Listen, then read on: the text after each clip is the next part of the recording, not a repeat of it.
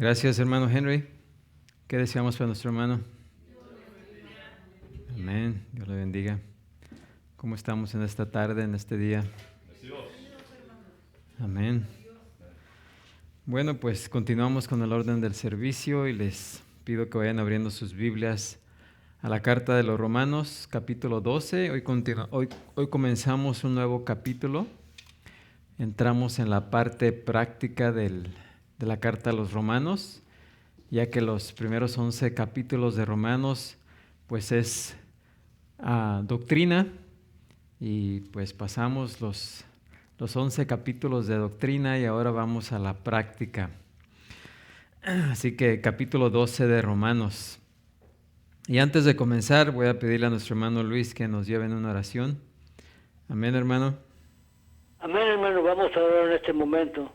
Padre bueno del cielo, Señor bondadoso, está a principio, Señor, de predicar la enseñanza, Señor. Unge a tu Hijo, Señor, con el Espíritu Santo, Señor, para que cada palabra, Señor, que Él enseñe, caiga en corazones sensibles. Gracias te damos por ello, Señor, y a ustedes le daremos toda la honra y toda la gloria desde hoy para siempre. Amén.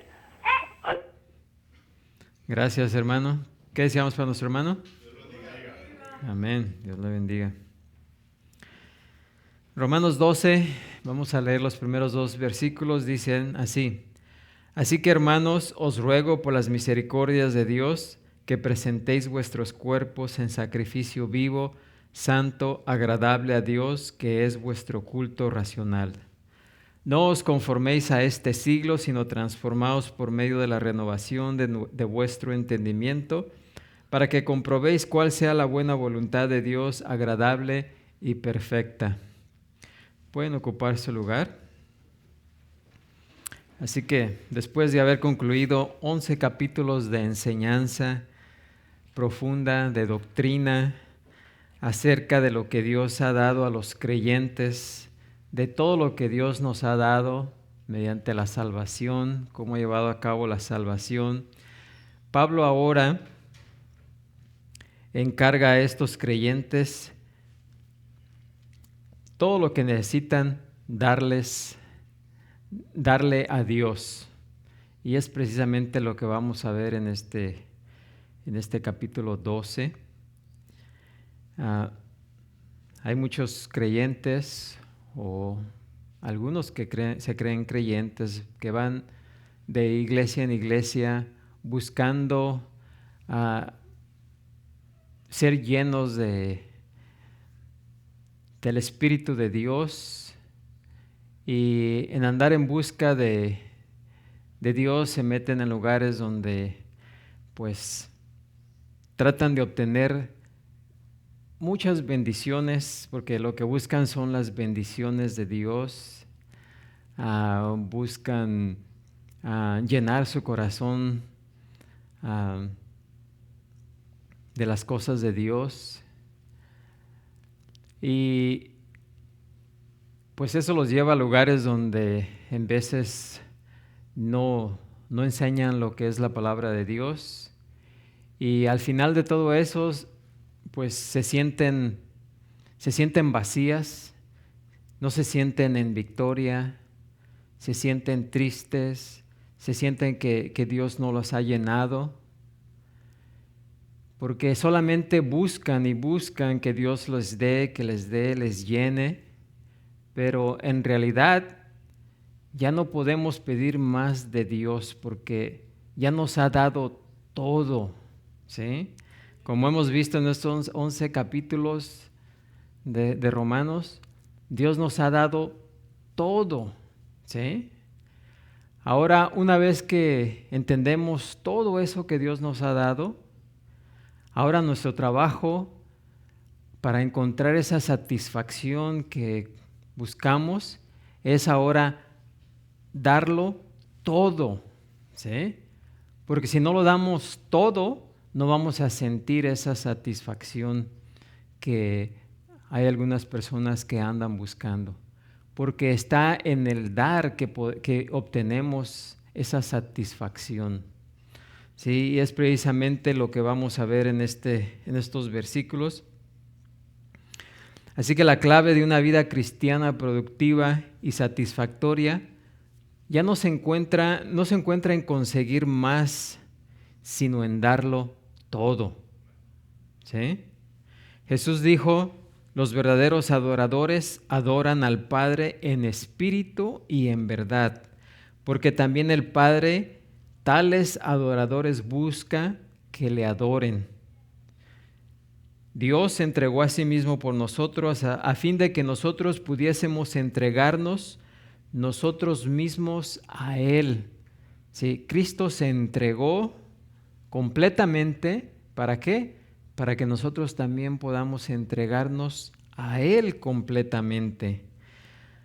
Pablo define a los cristianos como aquellos que en espíritu servimos a Dios y nos gloriamos en Cristo Jesús, no teniendo confianza en la carne. Filipenses 3:3. Todo creyente es como Melquisedec, un sacerdote, o sea, somos sacerdotes del Dios Altísimo. Juntos formamos un sacerdocio espiritual de forma similar a los sacerdotes levíticos, el sacerdocio levítico y arónico del antiguo pacto. ¿Por qué? Porque la iglesia, nos dice la Escritura, es un sacerdocio santo, cuyo el llamado de la iglesia es ofrecer sacrificios espirituales aceptables a Dios por medio de Jesucristo. ¿Por qué? Porque porque somos un real sacerdocio, nación santa, pueblo adquirido por Dios para que anunciéis las virtudes de aquel que os llamó de las tinieblas a su luz admirable. ¿Sí? También el escritor de Hebreos nos insta en Hebreos 13:15 a que ofrezcamos siempre a Dios por medio de Él, ¿sí? De Cristo, sacrificio de alabanza, es decir, fruto de labios que confiesan su nombre. Así que la adoración verdadera incluye muchas cosas, además de los elementos obvios de oración, alabanza y acción de gracias. Incluye servir a Dios mediante el servicio a otros en su nombre, en especial a los hermanos en la fe. Así que la adoración sacrificada incluye el no olvidarse de hacer el bien, de la ayuda mutua, porque de tales sacrificios se agrada a Dios. Pero por encima de todo, nuestro acto supremo de adoración consiste en ofrecernos nosotros mismos como sacrificios vivos de manera total y continua al Señor. ¿Sí? Y trágicamente eso está muy lejos de la manera común en la cual muchos creyentes procuran hoy día encontrar la clave de la vida abundante. Porque en lugar de dar, quieren recibir y seguir recibiendo cuando Dios ya nos ha dado todo. ¿Amén? Algunos dicen que la victoria en la vida cristiana depende de tener más de Dios y recibir cosas de Dios, aunque lo cierto es que el Padre de nuestro Señor Jesucristo ya nos bendijo con toda bendición espiritual en los lugares celestiales en Cristo. ¿Sí? Además, nosotros ya tenemos en Cristo todos los tesoros de la sabiduría y del conocimiento, de manera que en Él ya estamos, ¿qué? Completos. Nos dice Pablo en Colosenses 2, 3 y 10. Pero dijo que en el conocimiento verdadero de Cristo, que lleva la salvación, tenemos todas las cosas que pertenecen a la vida y a la piedad. Segunda de Pedro 1:3. Además contamos con la enseñanza continua de la verdad por parte del Espíritu Santo, cuya unción, según nos dice Juan, nos enseña todas las cosas. Por lo tanto, en el sentido más profundo y eterno, no podemos obtener más de Dios que lo que ya poseemos. Cuando Pablo dice que estamos completos en Cristo Jesús, quiere decir que estamos ¿qué? Completos. Que ya no nos hace falta nada. Amén. Así que si no entendemos eso, vamos a andar buscando más y más y más de Dios cuando ya lo tenemos todo. Amén.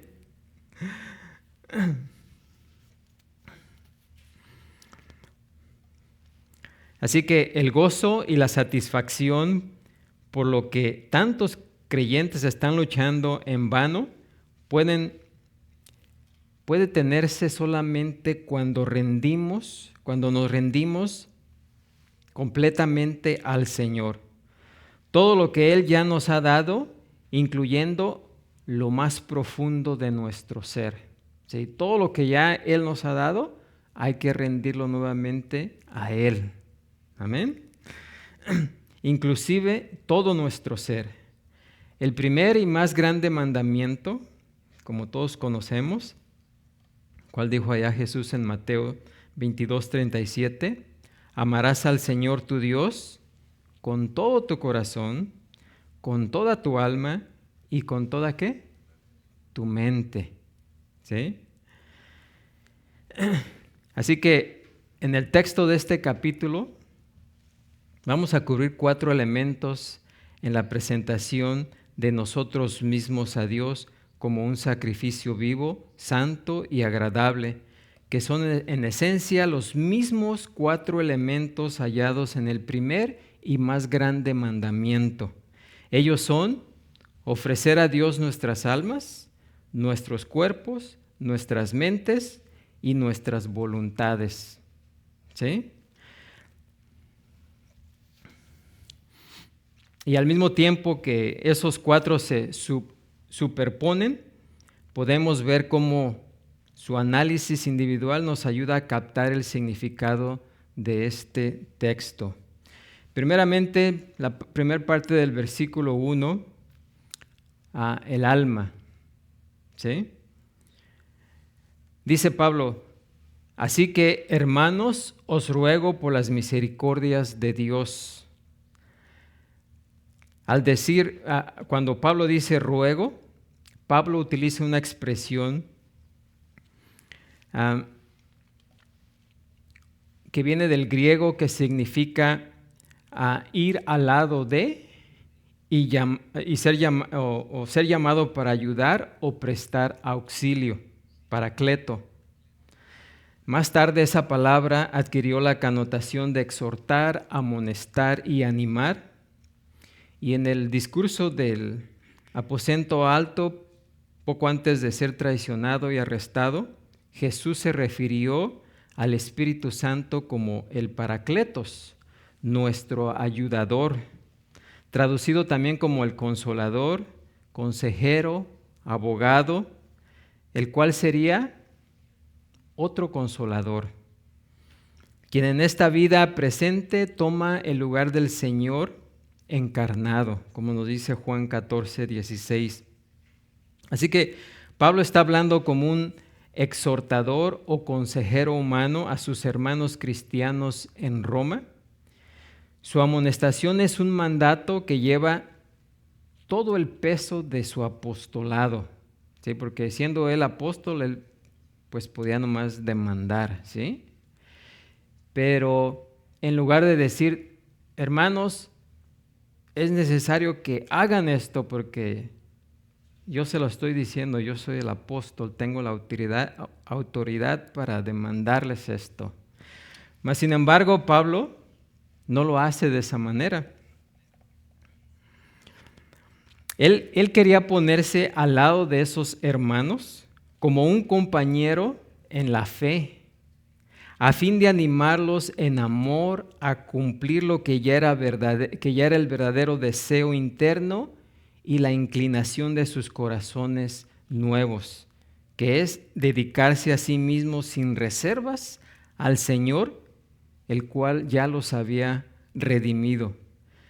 Así que el apóstol Pablo refleja la misma ternura y humildad que se notan en su exhortación o la exhortación que le hizo a Filemón, a quien escribió allá en Filemón 8:9, versículos 8 y 9, dice: aunque tengo mucha libertad en Cristo para mandarte lo que conviene, más bien te ruego por amor.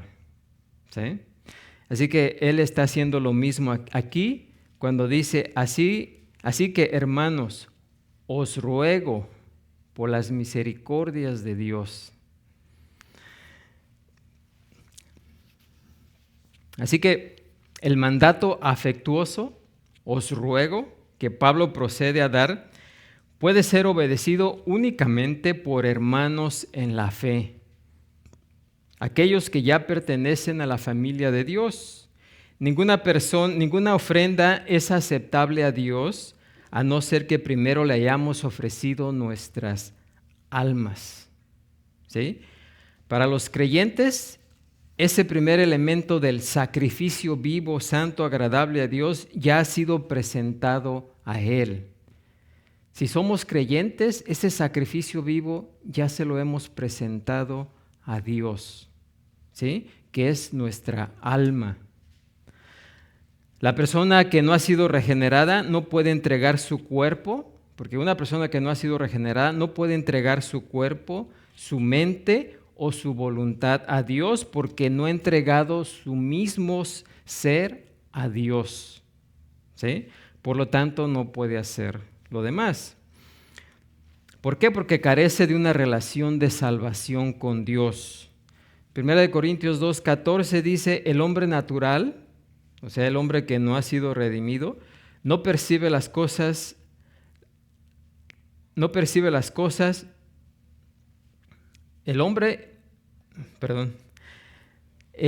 natural no percibe las cosas que son del Espíritu de Dios, porque para él son locura y no las puede entender, porque se han de discernir espiritualmente. Así que los redimidos, los creyentes, son los únicos que pueden presentar un sacrificio vivo a Dios, porque ellos son los únicos que tienen vida espiritual. Además, quienes pueden venir delante de Dios con una ofrenda tienen que ser creyentes y sacerdotes. Mateo 6:26 dice: ¿qué aprovechará el hombre si ganare todo el mundo y perdiere su alma? ¿O qué recompensa dará el hombre por su alma? El alma es la parte interna e invisible del hombre, la esencia misma de su ser. Por lo tanto, hasta que el alma de un hombre le pertenezca a Dios, nada más vale o tiene ninguna relevancia espiritual. Nada, ¿sí? Porque lo único que tiene valor en esta vida y en la venidera es que le entreguemos nuestras almas. ¿A quién? Al Señor. El amor y la generosidad de las iglesias en Macedonia fue posible y agradó a Dios y fue elogiada por Pablo.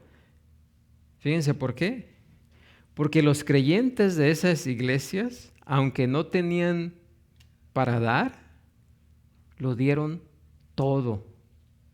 Dice 2 Corintios 8:5, asimismo se dieron primeramente al Señor y luego a nosotros por la voluntad de Dios.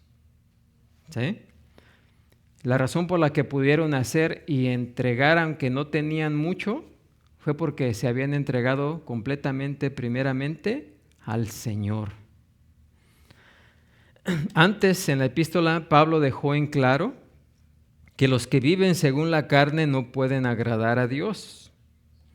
Sin importar cuáles puedan ser sus sentimientos personales, la persona no redimida es incapaz de adorar a Dios, no puede hacer una ofrenda aceptable a Dios, no puede agradar a Dios en cualquier forma con la ofrenda que sea.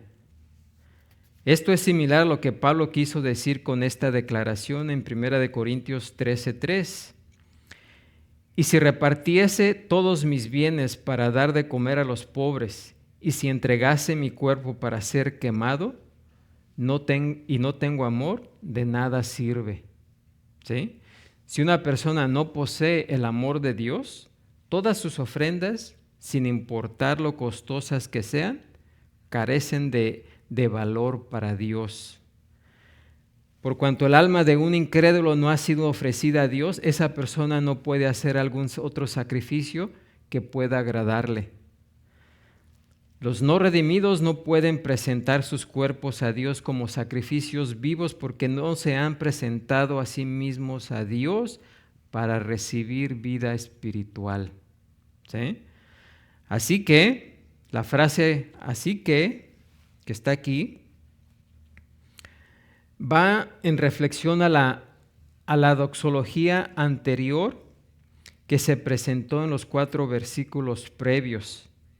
Y es debido a que, como dice Pablo, de Él y por Él y para Él son todas las cosas, que a Él pertenecen la gloria por los siglos. Así que la única manera como llegamos a estar en capacidad y adquirimos el deseo genuino de glorificar a Dios es primero que hayamos sido salvados por las misericordias de Dios. O sea, Dios no puede recibir ofrenda de alguien que no ha sido redimido. ¿Sí? Como vimos anteriormente, Dios ya nos bendijo con toda bendición espiritual en los lugares celestiales en Cristo. ¿Sí? Ya nos ha bendecido con toda bendición espiritual. ¿Sí? Las misericordias de Dios, de que Pablo habla aquí, incluyen las muchas bendiciones gratuitas o dones de gracia que él ha discutido en los primeros 11 capítulos de Romanos, los cuales ya vimos. Y quizás las 2 misericordias de Dios más preciosas para nosotros son su amor y su gracia. ¿Sí? ¿Por qué? Porque en Cristo somos, fíjense, los amados de Dios. Imagínense, los amados de Dios. Y al igual que el apóstol, todos recibimos la gracia por medio de Jesucristo nuestro Señor. Así que las misericordias de Dios se reflejan en su poder de salvación, en su gran bondad hacia quienes Él salva. Sus misericordias en Cristo nos traen el perdón y la propiciación de nuestros pecados ante Él. Nos da confirmación ante su Hijo, glorificación en su misma imagen, nos da vida eterna en su misma presencia y la resurrección de nuestros cuerpos para servirle en el reino eterno. Así que hemos recibido las misericordias de llegar a ser hijos de Dios. Y yo creo que en veces no apreciamos lo que hemos llegado a ser, o sea, ser hijos de Dios. En veces no lo tomamos,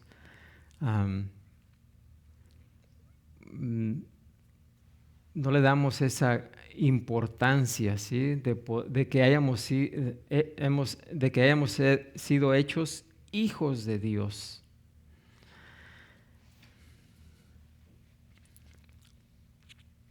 Además, pues hemos recibido el Espíritu Santo, quien mora en nosotros personalmente, que intercede por nosotros y a través de quien el amor de Dios ha sido derramado en nuestros corazones, como vimos ya en el capítulo 5.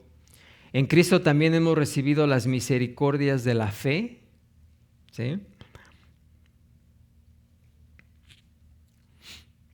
Que se menciona 30 veces en Romanos del 1 al 11, en los capítulos del 1 al 11, la paz, la esperanza. Las misericordias de Dios incluyen su justicia, la cual imparte en todos, e incluso su gloria que refleja en nosotros, también su honra. Por supuesto, las misericordias de Dios incluyen su misericordia soberana. Así que cuando meditamos en todas estas misericordias que hemos recibido por parte de Dios,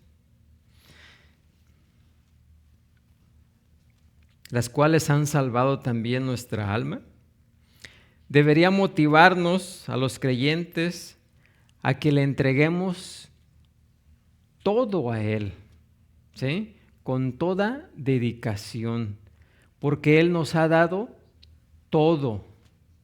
Amén. Él nos ha dado todo.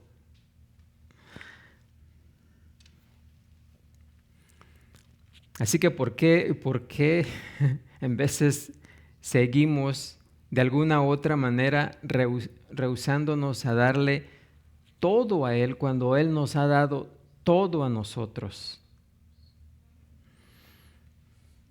El Nuevo Testamento da muchas advertencias acerca de la disciplina que Dios aplica a los creyentes infieles y desobedientes, como en Gálatas 6:8, el que siembra para su carne de la carne segará corrupción. En Hebreos 12:6, el Señor al que ama disciplina y azota a todo el que recibe por hijo. Y además es necesario que un día todos nosotros compadezcamos ante el tribunal de Cristo para que cada uno reciba según lo que haya hecho mientras estaba en el cuerpo, sea bueno o sea malo.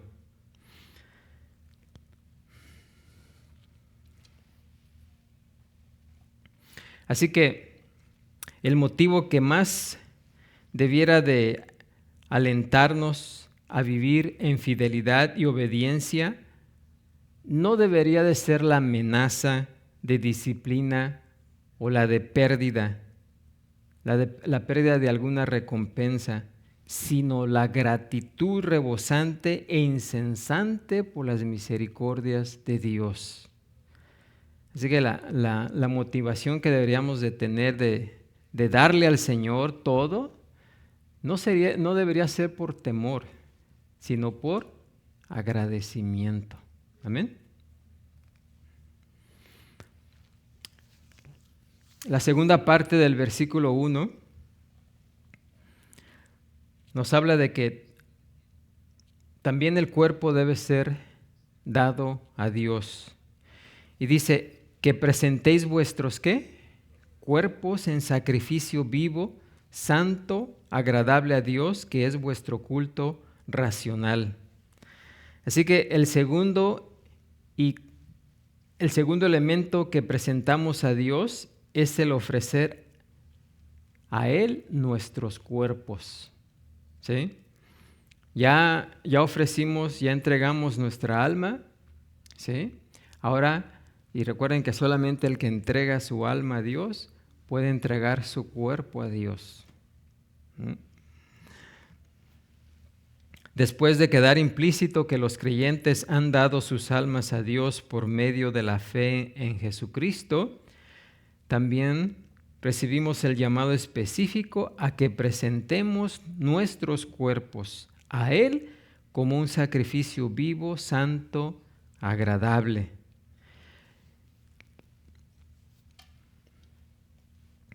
En la Biblia que fue traducida del Antiguo Testamento al griego, la palabra presentar se empleaba con frecuencia como un término técnico para aludir al acto realizado por un sacerdote cuando colocaba una ofrenda sobre el altar.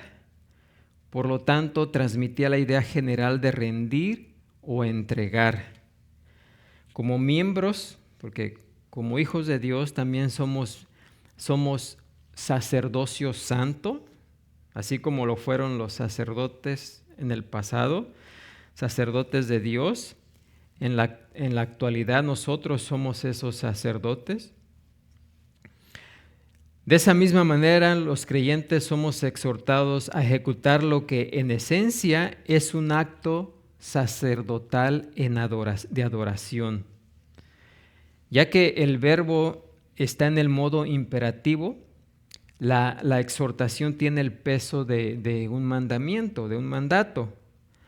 Lo primero que somos ordenados a presentar a Dios son nuestros cuerpos.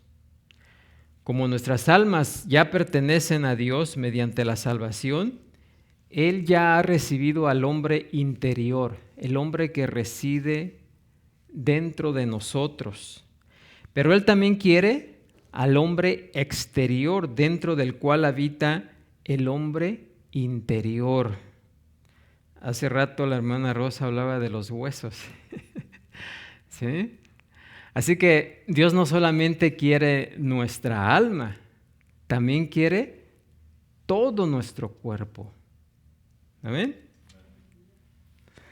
Sin embargo, nuestros cuerpos son más que caparazones, ¿verdad?, físicos que albergan nuestras almas.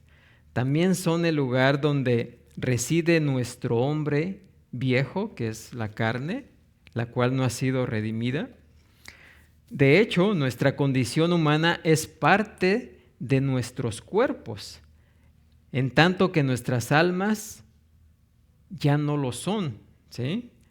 Nuestros cuerpos acogen de manera estrecha también se refiere a la condición humana.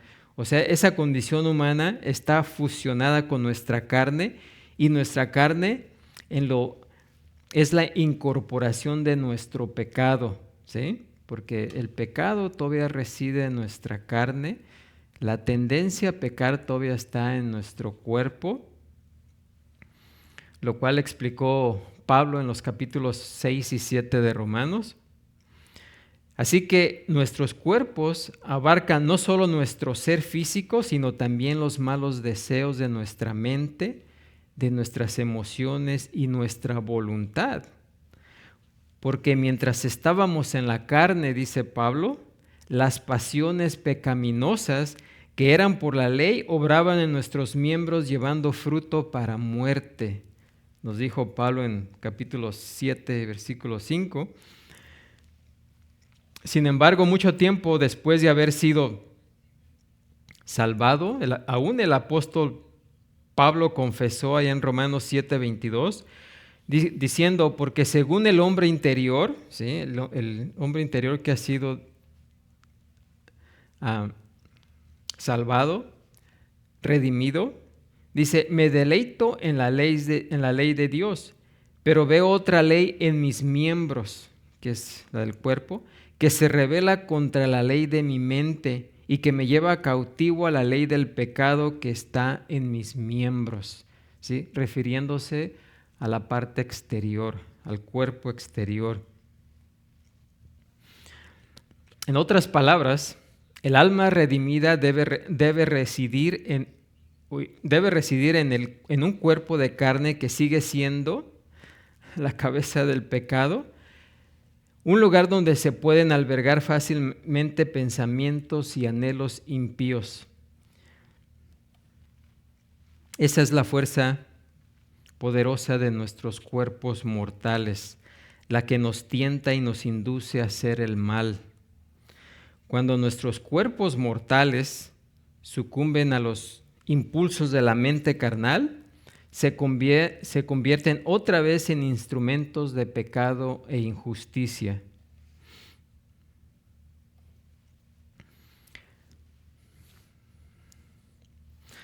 ¿Por qué? Porque el cuerpo sigue siendo el centro de todos los deseos pecaminosos, la depresión emocional y las dudas espirituales. Así que Pablo nos muestra algunos aspectos de esta grave realidad en su propia experiencia en 1 Corintios 9:27, cuando dice, golpeo mi cuerpo y lo pongo en servidumbre, no sea que habiendo sido heraldo para otros, yo mismo venga a ser eliminado o descalificado. ¿Sí? Aún Pablo, ¿verdad?, dice, golpeó mi cuerpo, no que se golpeara, ¿verdad?, pero en forma de someterlo, pues, de controlar su cuerpo. ¿Para qué? Para que no cayera en el pecado, ¿sí? A fin de mantener una vida y testimonios santos y poder ministrar con eficacia. Aún el apóstol Pablo tuvo que realizar grandes y continuos esfuerzos para controlar su parte humana y pecaminosa, que de manera persistente buscaba gobernar y corromper su vida y su obra para el Señor. En Romanos 8 aprendimos que él tuvo que someter su carne a muerte. Pablo también dijo que Dios le había dado un aguijón que azotaba y humillaba su carne para que no cayera en orgullo.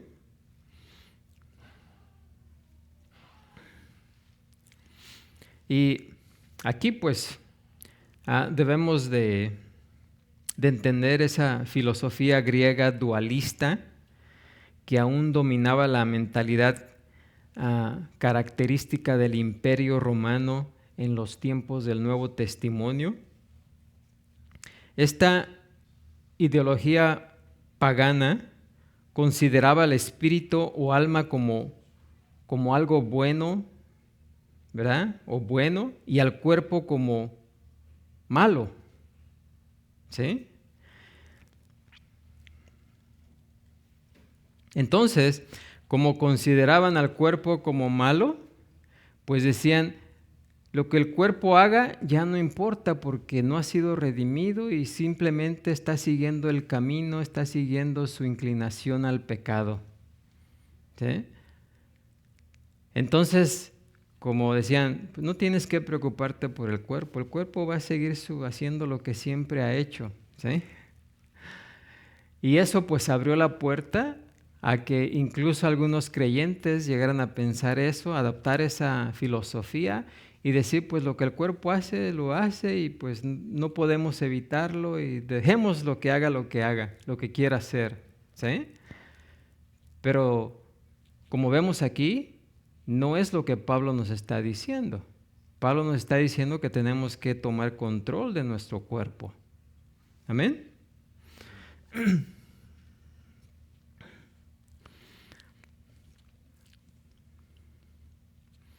La Biblia nos enseña con claridad que Dios creó el cuerpo como algo bueno, nos dice ahí en Génesis, y que a pesar de su corrupción continua por el pecado, los cuerpos de las almas redimidas un día serán también redimidas y santificadas. Incluso ahora, mientras aguardemos ese día, nuestros cuerpos pueden y deben ser hechos esclavos, ¿verdad? Que se sometan al poder de nuestras almas redimidas. O sea, el hombre interior debe controlar el cuerpo exterior.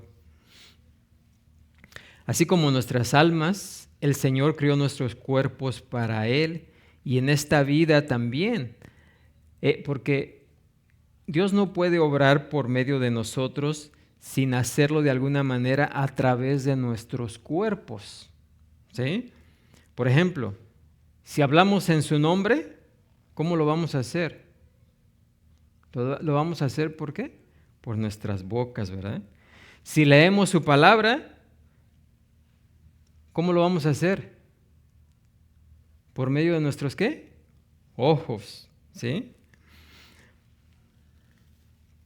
Si escuchamos su palabra, ¿tiene que ser por medio de qué? Nuestros oídos. Si vamos a hacer su obra, debemos usar nuestros pies o nuestras manos. Si ayudamos a otros en su nombre, pues debemos usar ¿qué? Nuestras manos. Así que Dios no puede llevar su obra en este mundo a través de nosotros si no es por medio de ¿qué? Nuestros cuerpos. Así que debemos de traer nuestros cuerpos a su misión del hombre interior. Amén. Así que la santificación y la vida en santidad no pueden hacerse realidad aparte de nuestros cuerpos. Por esa razón Pablo oró allá en 1 Tesalonicenses 5:23 diciendo, y el mismo Dios de paz os santifique por completo, y todo vuestro ser, espíritu, alma y cuerpo sea guardado irreprensible para la venida de nuestro Señor Jesucristo. Así que, debido a que nuestros cuerpos aún no han sido redimidos, deben ser objetos de una rendición continua al Señor.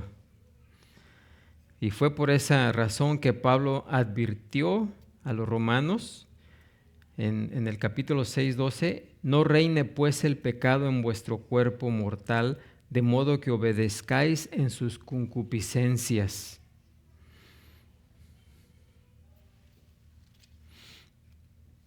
Ahora, cuando sometemos nuestro cuerpo al control de Dios, nuestros cuerpos pueden y deben convertirse en instrumentos de justicia, ¿sí? Pablo hizo esta pregunta retórica a los creyentes de Corintio en 1 Corintios 6:19. ¿O ignoráis que vuestro cuerpo es templo del Espíritu Santo, el cual está en vosotros, el cual tenéis de Dios, y que no sois vuestros? En otras palabras, nuestros cuerpos no redimidos son el hogar temporal de Dios. Y es debido a que nuestros cuerpos aún son mortales y pecaminosos que nosotros mismos, que tenemos las primicias del Espíritu, también gemimos dentro de nosotros mismos, esperando la adopción, la redención de nuestro cuerpo, como nos dijo Pablo en el capítulo 8 de esta misma carta. Además de que nuestra ciudadanía está en los cielos, Pablo explicó a los filipenses, de donde también esperamos al Salvador, al Señor Jesucristo, el cual transformará el cuerpo de la humillación nuestra para que sea semejante al cuerpo de la gloria suya, por el poder con el cual puede también sujetar a sí mismo todas las cosas.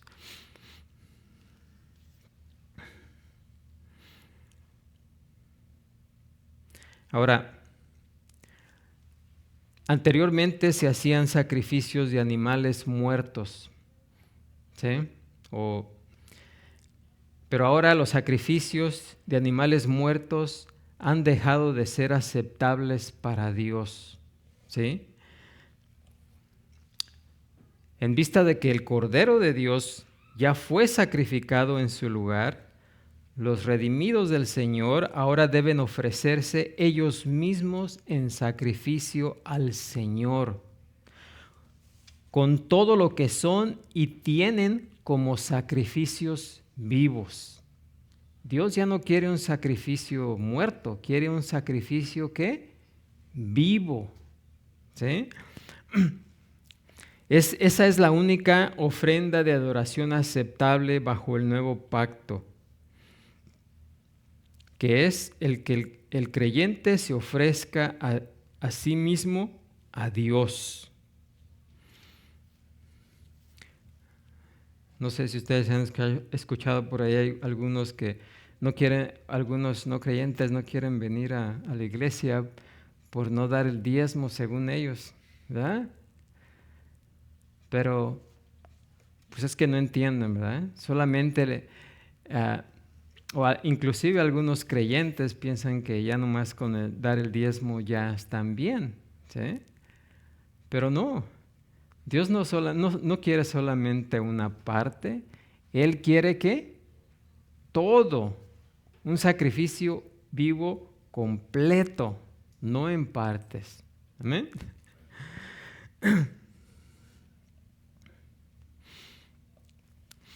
¿Por qué? Porque desde el principio, el primer y más importante requisito de Dios para que la adoración sea aceptable siempre ha sido un corazón fiel y obediente.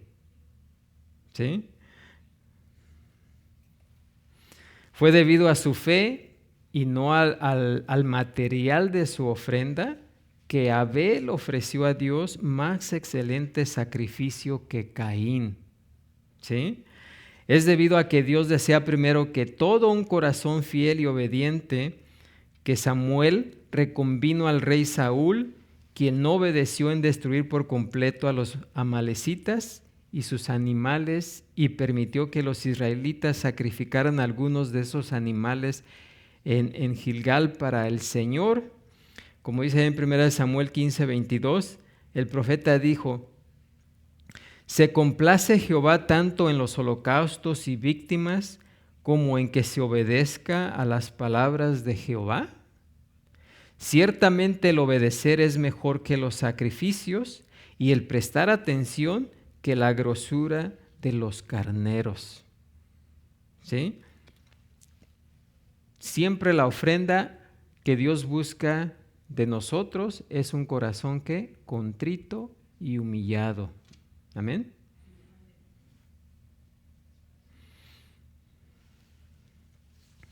David entendió esa verdad cuando fue confrontado por el profeta Natán respecto a su adulterio con Betsabé. David no ofreció un sacrificio animal, sino que más bien, ¿qué hizo? David confesó, dijo: los sacrificios de Dios son el espíritu quebrantado, al corazón contrito y humillado no despreciarás tú, oh Dios.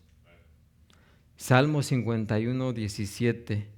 David ofreció a Dios su corazón arrepentido como un ¿qué? Sacrificio vivo, aparte de cualquier ceremonia externa y visible, y en consecuencia fue ¿qué?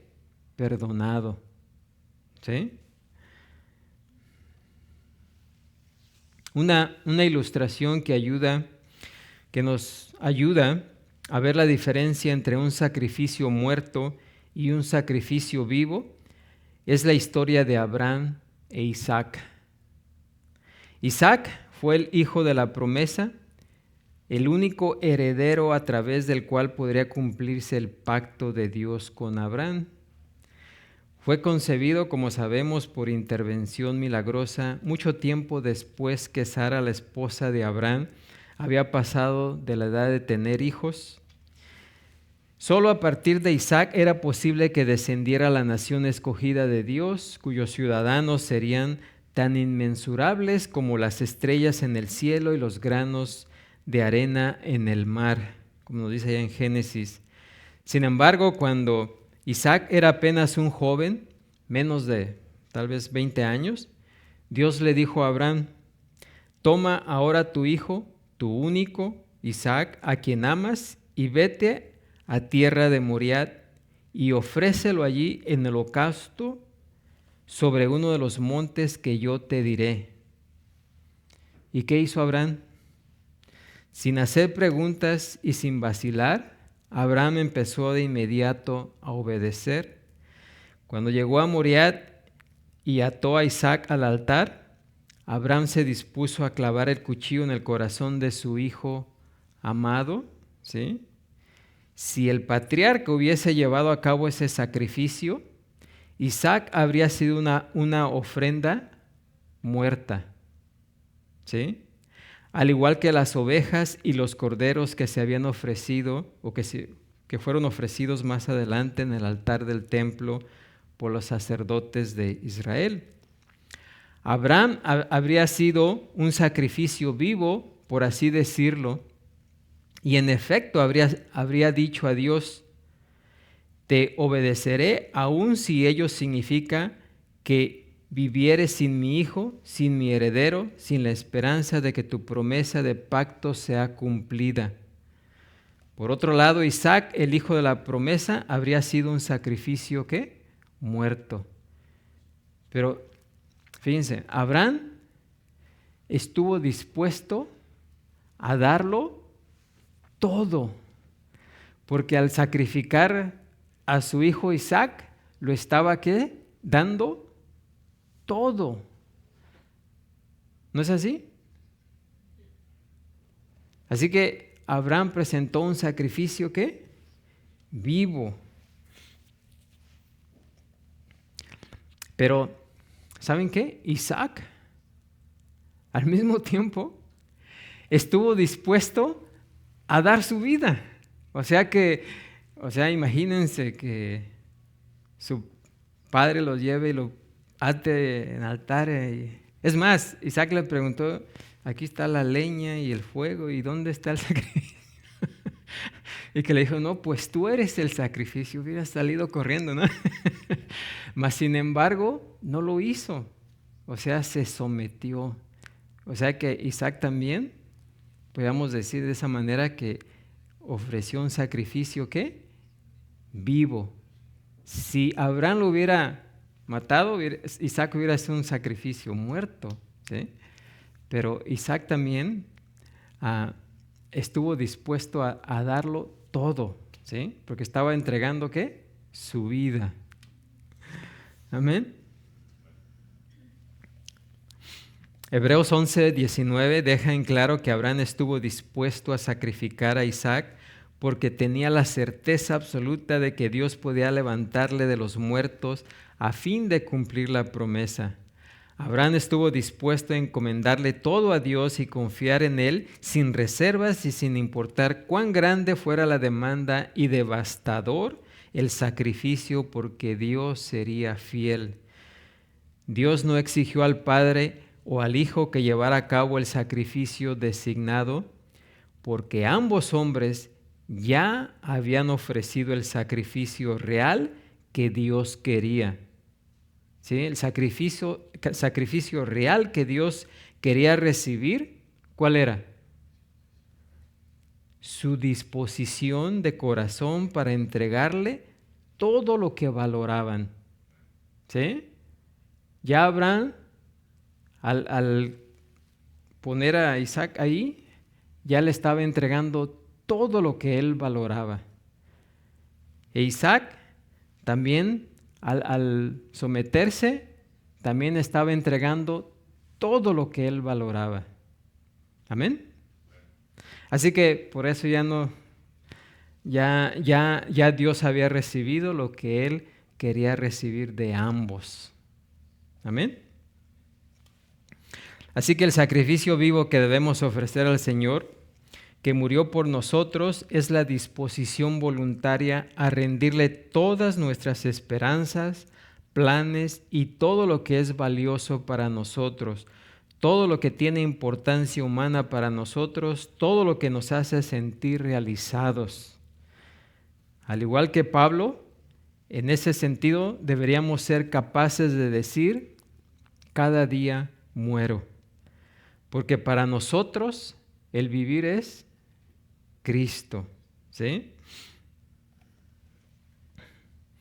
Por amor a su Señor y a quienes ministraba, el apóstol testificó más adelante en Filipenses 2:17, aunque sea derramado en libación sobre el sacrificio y servicio de vuestra fe, ¿qué dijo Pablo? Me gozo y regocijo con todos vosotros.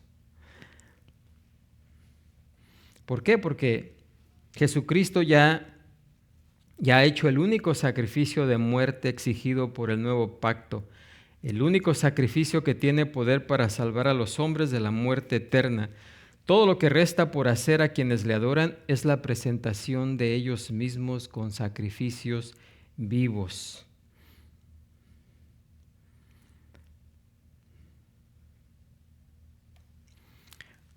Y yo creo que hasta ahí vamos a llegar, porque se nos acabó el tiempo. Así que, así como el mandamiento dice, ¿verdad?, que debemos amar a Dios sobre todas las cosas, con toda nuestra alma, con todo nuestro cuerpo, con toda nuestra mente. Asimismo, el sacrificio que Dios requiere es un sacrificio vivo, ¿sí? Un sacrificio donde estemos dispuestos a rendirle todo lo que somos y todo lo que tenemos a Él. Esa es la única manera de encontrar satisfacción en esta vida, ¿sí? Ya no tenemos que andar buscando recibir más de Dios, porque Dios ya nos ha entregado todo. Amén. Y mientras no entendamos esa verdad,